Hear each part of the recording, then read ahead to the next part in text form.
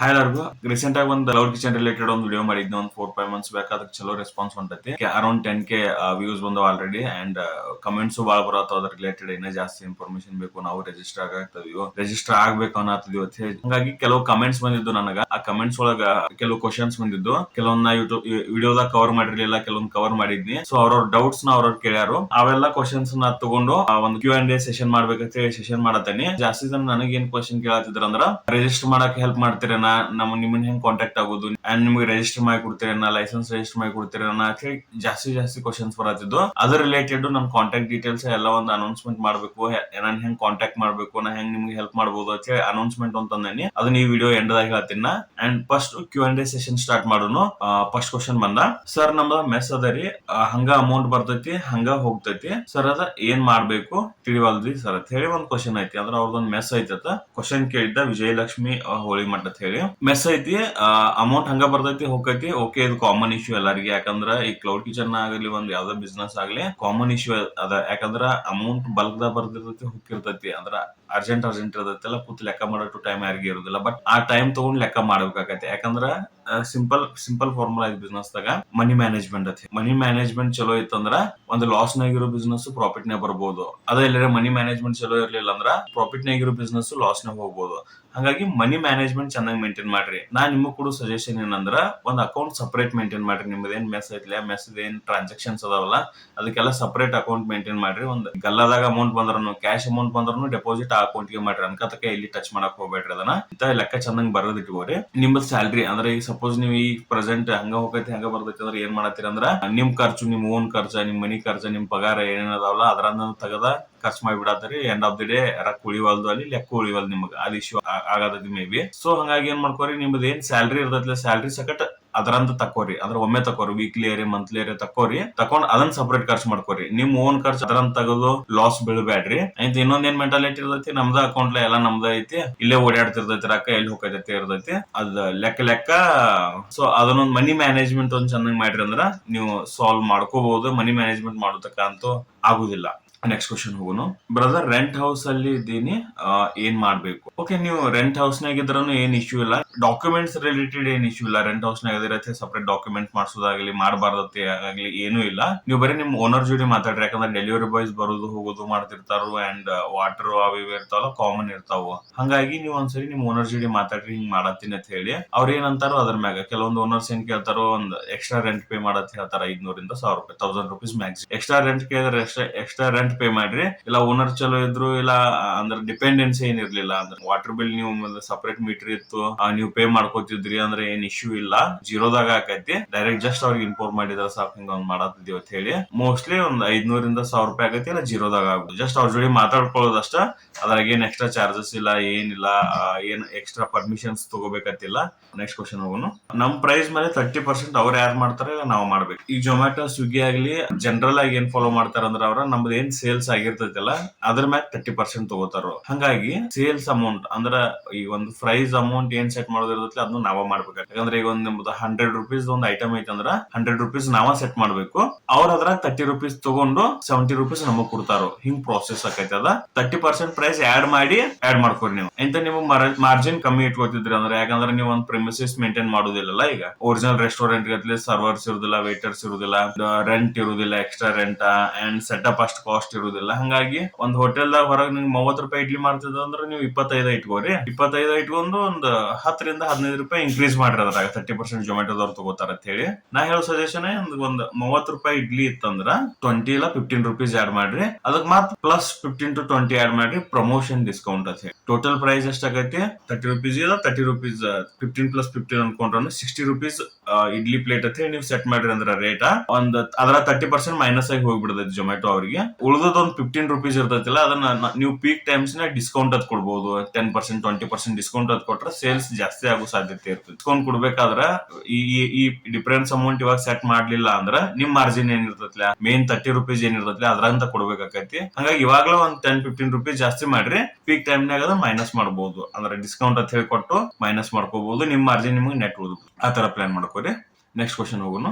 Sir FSSAI licence ಮಾಡ್ಕೊಡ್ತೀರಾ? Okay, ಇದನ್ನ ನಾ ಲಾಸ್ಟಿಗೆ ಹೇಳ್ತೀನ. FSSAI link please. Okay, FSSAI link ಏನಿಲ್ಲ, ಪಾಸ್ಕೋಸ್ ಇಲ್ಲ FSSAI ಗೂಗಲ್ ಸರ್ಚ್ ಮಾಡಿದ್ರೆ ಡೈರೆಕ್ಟ್ ಬಂದ್ಬಿಡ್ತೈತಿ. ಇಲ್ಲಾಂದ್ರೆ ನಾ ಈ ವಿಡಿಯೋ ಡಿಸ್ಕ್ರಿಪ್ಷನ್ ದಾಗೂ ಆಡ್ ಮಾಡ್ತೀನಿ, ಬೇಕಾದ್ರೆ ಅಲ್ಲಿಂದ ನೀವು ತಗೋಬಹುದು. ನೆಕ್ಸ್ಟ್ ಕ್ವಶನ್ ಹೋಗೋಣ.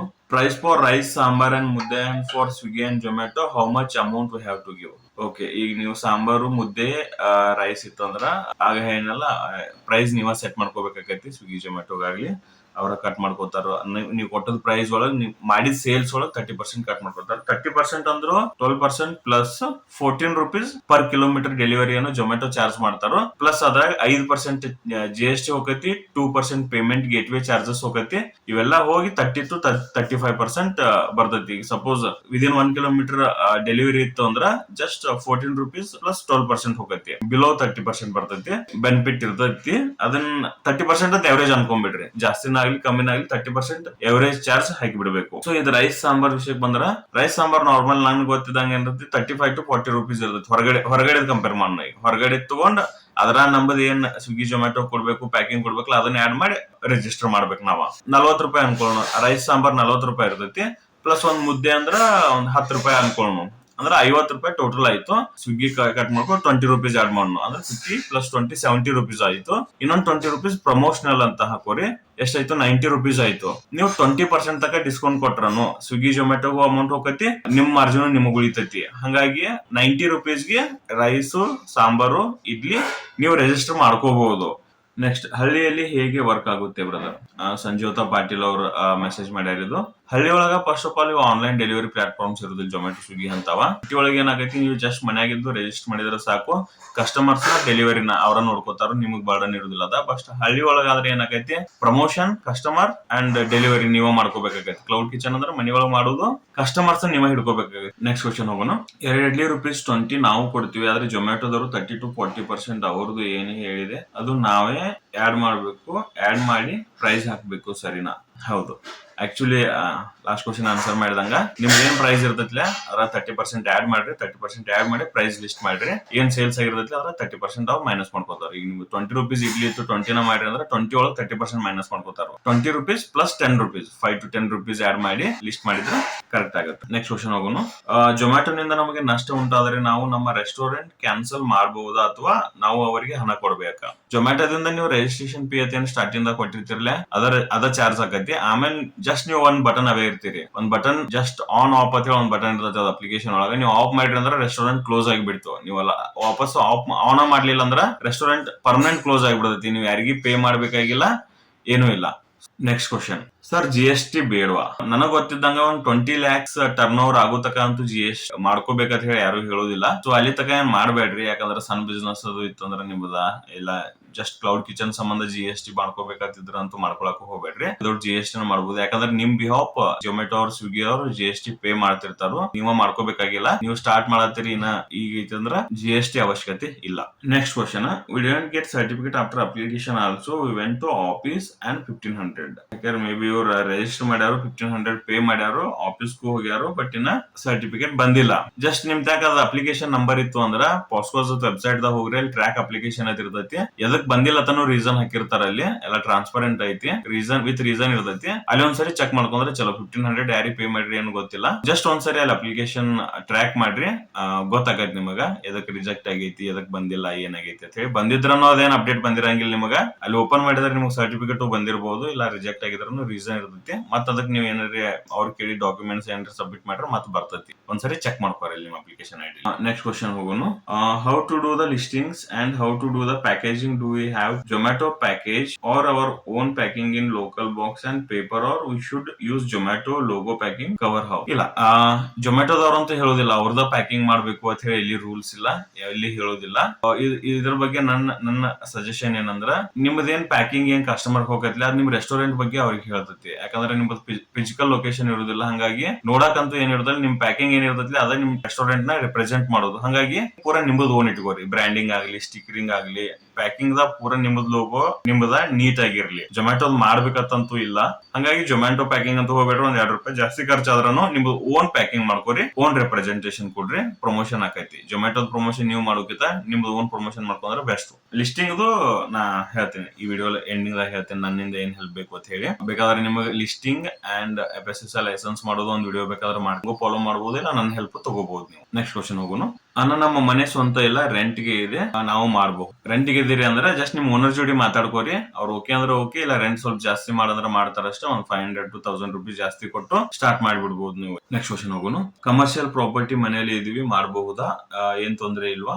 ನಾನು ಹೆಲ್ದಿ ಫುಡ್ ಸೇಲ್ಸ್ ಮಾಡೋ ಇಂಟ್ರೆಸ್ಟ್ ಇದೆ. ಸ್ಫೂರ್ತಿ ರಾಜ್ ಅವ್ರು ಮಾಡ್ಯಾರ ಇದು. ಓಕೆ, ಸೇಮ್ ಆನ್ಸರ್ ನಿಮಗೂ. ಜಸ್ಟ್ ನಿಮ್ ಓನರ್ ಜೊತೆ ಮಾತಾಡ್ರಿ ಆಯ್ತು, ಏನೋ ಪ್ರಾಬ್ಲಮ್ ಇಲ್ಲ, ಏನ್ ಡಾಕ್ಯುಮೆಂಟ್ ಇಲ್ಲ, ಏನ್ ಪರ್ಮಿಷನ್ ತಗೋಬೇಕಂತಿಲ್ಲ. ನಿಮ್ ಓನರ್ ಎಸ್ ಅಂದ್ರೆ ಮುಗೀತು. Next question. Bill printing machine ಯಾವ್ದು ತಗೋಬೇಕು? ನೀವು ಸ್ಟಾರ್ಟಿಂಗ್ ಇದ್ರಂದ್ರೆ ಬಿಲ್ ಪ್ರಿಂಟಿಂಗ್ ಮಷಿನ್ ಅವಶ್ಯಕತೆ ಇಲ್ಲ. ನಿಮಗ್ ಬಿಲ್ ಪ್ರಿಂಟಿಂಗ್ ಮಷಿನ್ ಬೇಕಾಗಿತ್ತು ಅಂದ್ರೆ ಈಜೋ ಅಂತ ಹೇಳಿ ಒಂದ್ ಬರ್ತೈತಿ ಆನ್ಲೈನ್ ದಾಗ. ಬಾಳ ಬಿಲ್ ಪ್ರಿಂಟಿಂಗ್ ಮಷಿನ್ ಅಂತ ಹೊಡೆದ್ರೆ ಬಾಳ ಬರ್ತಾವ. ನಾರ್ಮಲ್ ಪ್ರಿಂಟಿಂಗ್ ಮಷಿನ್ ತಗೋರು. ಕಂಪ್ಯೂಟರ್ ಸೆಟ್ ಮಾಡ್ತಿದ್ರೆ ಕಂಪ್ಯೂಟರ್ ಎಲ್ಲ ಜಸ್ಟ್ ಅದ್ರಾಗ ಬರತ್ತಾವ ಈಗಂತೂ. ಅದ್ರಾಗ ಒಂದ್ ಸನ್ ಸ್ಕ್ರೀನ್ ಇರ್ತೈತಿ, ಜಸ್ಟ್ ಪ್ರಿಂಟ್ ಅಂತ ಹೊಡಿಬಹುದು. ಎಕ್ಸ್ಪ್ಲೋರ್ ಮಾಡ್ರಿ. ಈಜೋ ಅಂತ ಹೇಳಿ ನನಗೊಂದ್ ಬ್ರ್ಯಾಂಡ್ ಗೊತ್ತೈತಿ. ನೆಕ್ಸ್ಟ್ ಕ್ವಶನ್ ಹೋಗೋಣ. ಫುಡ್ ಲೈಸೆನ್ಸ್ ಗೆ ಮನೆಗೆ ವೆರಿಫಿಕೇಶನ್ ಬರ್ತಾರ? What question they ask? ಇಲ್ಲ, ನಾವು ಮಾಡಿದ್ದ ₹100 ಪೇ ಮಾಡಿರ್ತೀವಿ, ಅದಕ್ಕೆ ಬಂದು ವೆರಿಫಿಕೇಶನ್ ಏನ್ ಬರುದಿಲ್ಲ. ನಮ್ ಡಾಕ್ಯುಮೆಂಟ್ಸ್ ಕರೆಕ್ಟ್ ನೀಟ್ ಇದ್ದು ಅಂದ್ರೆ ಯಾರು ವೆರಿಫಿಕೇಶನ್ ಬರುದಿಲ್ಲ. ಡೈರೆಕ್ಟ್ ಅಪ್ರೂವ್ ಮಾಡಿ ಡೈರೆಕ್ಟ್ ಸರ್ಟಿಫಿಕೇಟ್ ಕೊಟ್ಬಿಡ್ತಾರೋ. 99% ಯಾರು ವೆರಿಫಿಕೇಶನ್ ಬರುದಿಲ್ಲ, ಡೈರೆಕ್ಟ್ ಕೊಡ್ತಾರೋ. ಮೇ ಬಿ ನಮ್ ಡಾಕ್ಯುಮೆಂಟ್ಸ್ ದಾಗ ಏನ್ರಿ ಇಶ್ಯೂ ಇದ್ದು ಅಂದ್ರೆ ಬರಬಹುದು, 1% ದಾಗ ಬರಬಹುದು. ಬಟ್ 99% ಯಾರು ವೆರಿಫಿಕೇಶನ್ ಬರುದಿಲ್ಲ. ಇವಿಷ್ಟು ಕ್ವಶನ್. ಇನ್ ಫ್ಯೂಚರ್ ದಾಗ ನಿಮಗ್ ಬೇಕಾದ್ರ ನಾವ್ ವಿಡಿಯೋಸ್ ಮಾಡ್ತಾನ. ಕಮೆಂಟ್ ಹಾಕ್ರಿ, ನಿಮಗ್ ಹೆಂಗ್ ರಿಜಿಸ್ಟರ್ ಮಾಡುದು, ಏನ್ ಮಾಡುದು ಅಂತ ಹೇಳಿ ಏನಾದ್ರೆ ಡೌಟ್ ಇದ್ದು, ಇಲ್ಲ ನೀವು ಓನ್ ಮಾಡ್ಕೋಬೇಕನ್ನತ್ತರಿ, ಒಂದ್ ವಿಡಿಯೋ ಬೇಕಾಗಿತ್ತು ಅದ್ರ ರಿಲೇಟೆಡ್ ಅಂದ್ರ ನನ್ ಕಮೆಂಟ್ ಮಾಡ್ರಿ, ನಾ ವಿಡಿಯೋ ಮಾಡ್ತಾನು. ಅಂಡ್ ಕೆಲವೊಂದ್ ಮಂದಿ ವಿಡಿಯೋ ನೋಡ್ರಿನು ಅಷ್ಟ್ ಮಾಡ್ಕೊಳಕ್ ಆಗುದಿಲ್ಲ.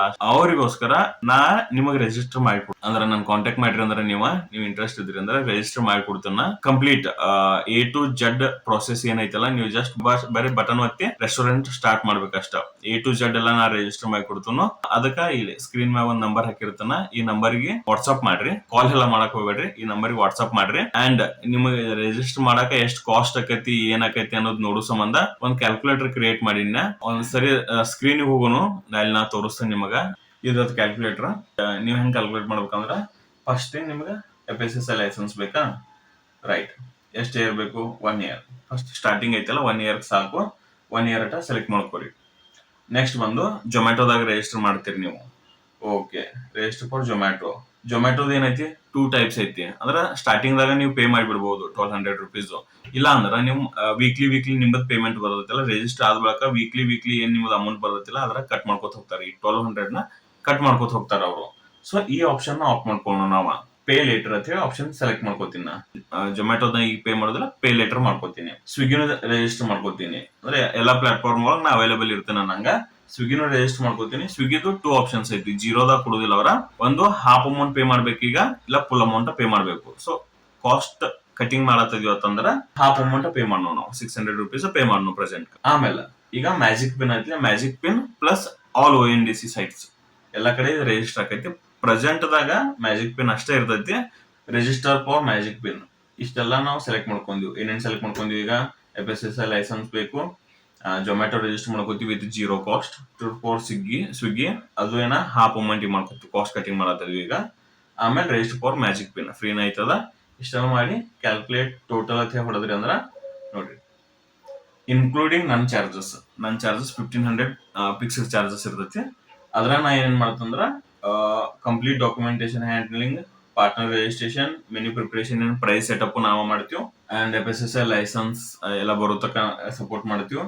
And follow up and status tracking ಅಂದ್ರೆ ಕಂಪ್ಲೀಟ್ ನಿಮಗ ರೆಡಿ ಮಾಡೇ ಕೊಡ್ತೀವಲ್ಲ, ಹಂಗಾಗಿ ಎಲ್ಲ ಸ್ಟೇಟಸ್ ಟ್ರ್ಯಾಕಿಂಗ್ ಅದು ನಾವು ಮಾಡ್ತೀವಿ. And customer support until approval ಆಗೋ ತಕ ಸಪೋರ್ಟ್ ಕೊಡ್ತೀವಿ. ನಿಮ್ಗೆ ಅಪ್ಡೇಟ್ಸ್ ಕೊಡ್ಕೋತಿರ್ತೀವಿ. ಕಂಪ್ಲೀಟ್ ಪ್ರೋಸೆಸ್ ನ ನಾವು ಹ್ಯಾಂಡಲ್ ಮಾಡ್ತೀವಿ. ನಿಮಗ ಆಗೋ ಕಾಸ್ಟ್ 2200 ಸಪೋಸ್ ನೀವು ಪೇ ಮಾಡಿದ್ರಿ ಅಂದ್ರೆ ನಿಮ್ಗೆ ಪೂರಾ ರಿಜಿಸ್ಟ್ರೇಷನ್ ಮಾಡಿಕೊಡ್ತೀವಿ ನಾವು.